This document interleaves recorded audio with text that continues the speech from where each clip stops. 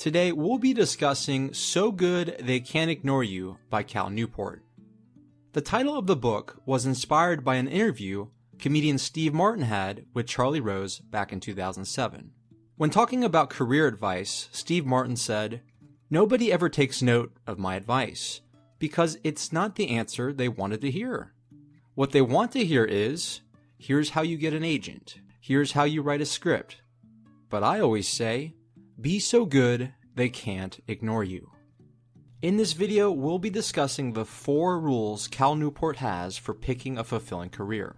And after that, stick around because after those 4 rules, I'll share my biggest takeaway from the book. Rule number 1, don't follow your passion. Cal says in the book that following your passion is dangerous advice. Following your passion can lead to job hopping and increase self-doubt. For example, let's say someone is passionate about becoming a writer. The idea of writing a best-selling novel that sells millions of copies and gets turned into a movie gets them incredibly excited. But as they begin to write, the passion starts to fade. Many days they stare at a blank screen without writing any words. And when they eventually start typing out a story, the story is awful and they lose their confidence in their writing ability. Since the passion is gone and they aren't getting the success they desire quickly enough, they quit their writing dream and decide to pursue a new career and start the vicious cycle all over again. You see, the problem may not necessarily be the work we do. It's more so about our attitude towards the work. The author believes that passion is a side effect of mastery. And to master something, it takes time and a lot of effort. You see, whether the person in our example picks writing or something else, they need to be willing to stick with it and experience the struggles and growing pains along the way before they start experiencing success and before they start feeling longer-lasting passion. A big part of being able to stick with something involves having the proper mindset, which we'll talk about in the next rule. Rule number 2, be so good they can't ignore you. Let's talk about the 2 different mindsets we can have when it comes to our work. One is the passion mindset.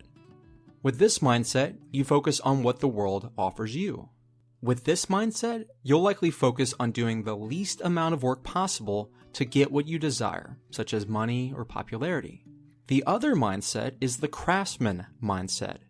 Unlike the passion mindset, where you focus on what you can get from the world, with the craftsman mindset, you focus on the value you can offer to the world. The author believes the craftsman mindset is the foundation for creating work you love. It's tough to admit, but I think I've had the passion mindset when it comes to my YouTube videos. I have thought, how can I put the least amount of work and effort into this and still get a lot of views and subscribers? The truth is, having this mindset has led me to putting out many low-quality videos that don't offer much value.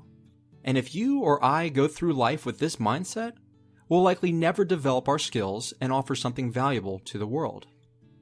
But I'm looking to learn from my mistakes and switch to a craftsman mindset. I'm spending more time and effort with these videos and trying to focus on adding value instead of what I can get out of these videos. Will my views and subscribers go up? I'm not sure. I'm also not sure if you'll have immediate payoffs with the craftsman mindset either.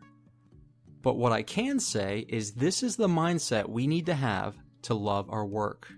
To simply put it, instead of finding the right work, we need to do the work right by treating it like a craft. Rule number 3, turn down a promotion. As you develop your skills and offer more value, it may lead to offers that increase your responsibility and salary, but make sure that glamorous offer doesn't take you away from the craft you love. One example could be with teaching. A teacher may be the best teacher at their school and is incredibly talented. This could lead to that teacher being offered an administrative role like being a principal. The job offers more money and responsibility, but it also leads to less time spent in the classroom teaching. If you've worked hard enough to get to a point where you love being a teacher, it may not be worth trading that job for being a principal even though it offers more money.